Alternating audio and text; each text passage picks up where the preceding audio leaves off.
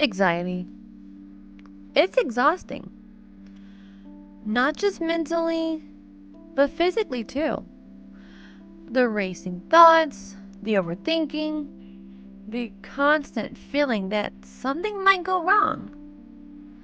And sometimes, the hardest part is trying to explain to other people why your brain won't just calm down. Because anxiety doesn't always look dramatic. Sometimes it looks like avoiding avoiding text messages, over preparing for everything, struggling to sleep, or feeling overwhelmed by things that used to feel easy.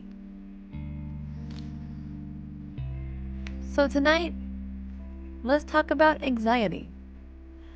Not from a place of judgment, but from a place of understanding. Hey everyone, it's Queen Oreo, and welcome back to All Things Mind and Life, the space where we talk honestly about mental health, life, emotions, psychology,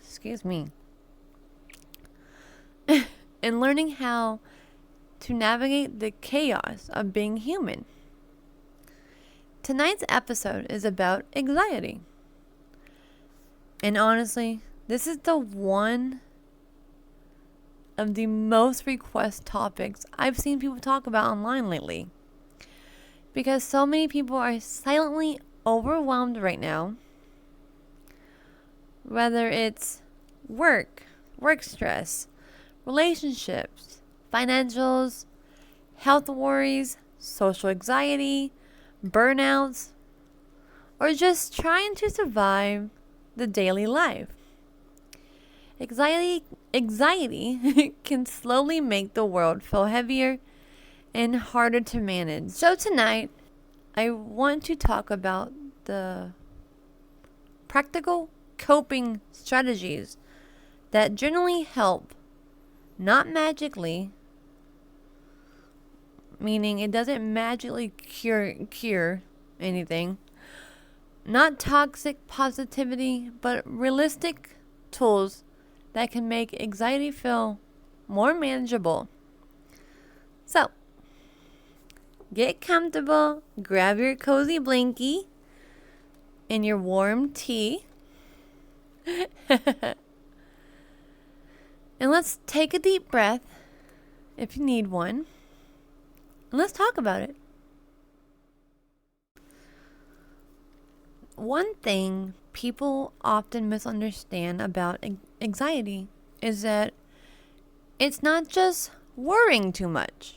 Oh no. You see, anxiety can affect your body, your energy, your concentration, your sleep, your appetite, and even your ability to enjoy things. Sometimes anxiety feels like your brain never shuts off, constantly preparing for a worst case scenario, feeling guilty for resting, or being mentally exhausted even after doing nothing. And honestly, living in survival mode for too long can make your nervous system feel permanently on edge. Which is why anxiety deserves compassion, not shame.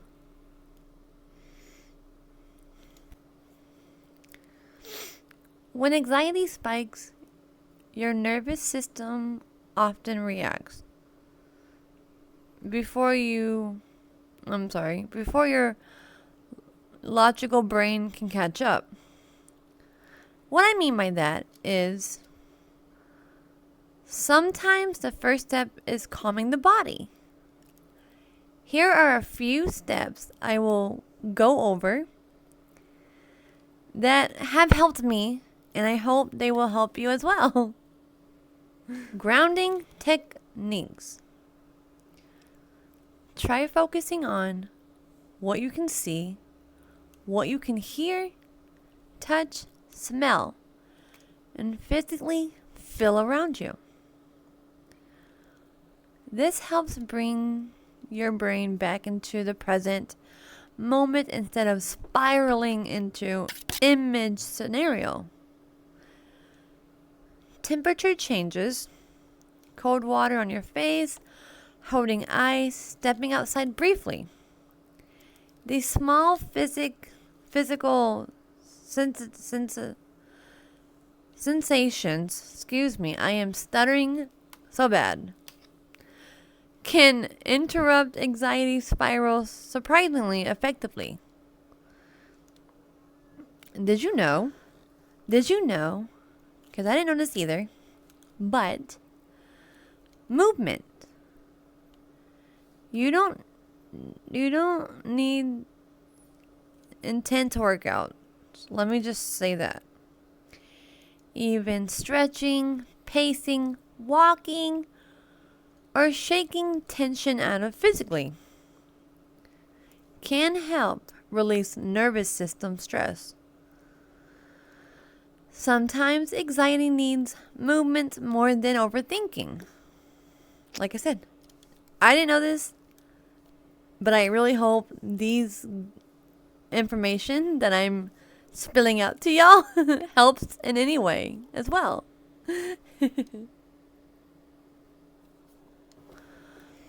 One of the hardest parts of anxiety is the mental loop. The what if, replaying conversation, imagining disasters, overanalyzing everything. And unfortunately, anxious brains often mistake overthinking for, how do you want to put this? Preparation. There we go.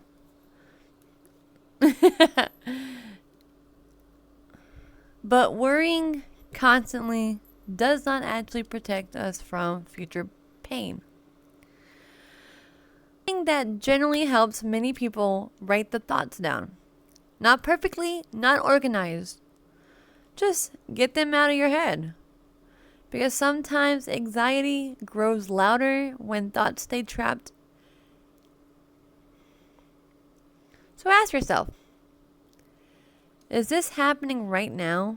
Or is my brain trying to predict the future? That question alone can sometimes interrupt spiraling thoughts. Let that sink in. Sometimes we accidentally make anxiety stronger without realizing it. Things like doom scrolling, lack of sleep, too much caffeine, isolation, never resting, or staying in the go mode 24/7. I am guilty. I've been very guilty of that.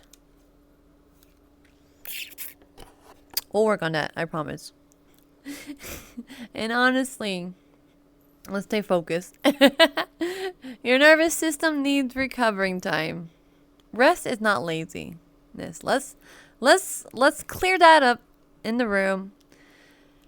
If you are resting and you had a long week and you worked, you are not lazy. You deserve it. Doesn't matter if it's sunshine and summery, nice warm weather, and you're like, I should probably go outside and enjoy some fresh air. Sure, yeah, totally. But don't push yourself, you know?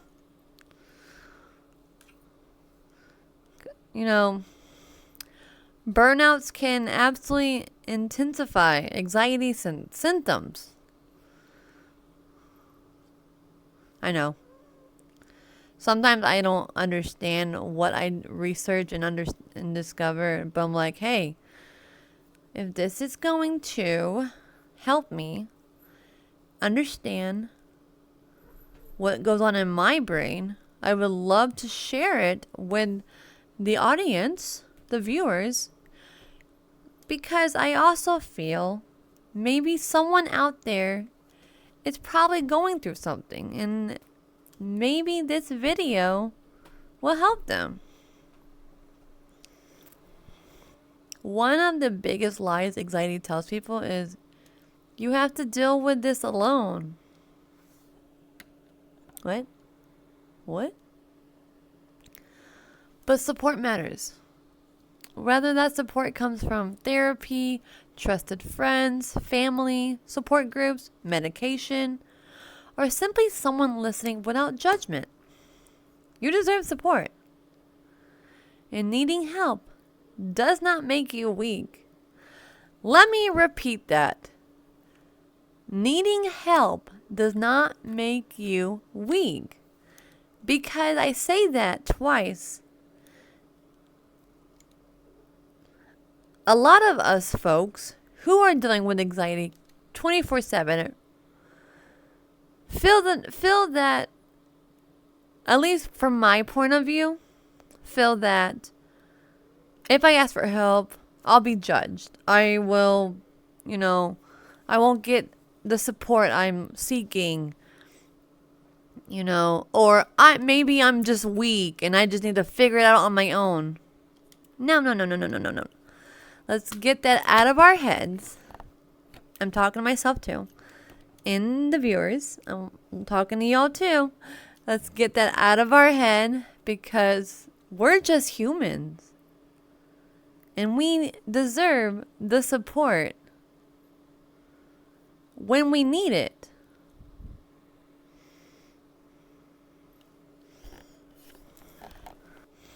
I think one of the hardest things about anxiety is wanting it to disappear immediately. But healing often happens gradually, quietly. Small moments like sleeping a little better, recovering faster after spiraling, leaving the house more easily, setting boundaries, or finally allowing yourself to rest. Progress isn't always dramatic. You see, sometimes it's simply surviving a difficult day more gently than before. And that still matters. All right, my viewers, I do have a question for y'all. I would love to hear it, hear about it. Rather it's in my DMs, emails, anonymously, through social media. So here we go. What's one thing that generally helps your anxiety? It could be music, grounding techniques, journaling, pets, routines, therapy, walks, or simply having someone safe to talk to. Like I mentioned before, definitely feel free to share your experience or maybe advice or your coping tools. Rather it's in the comments, social media DMs, emailing.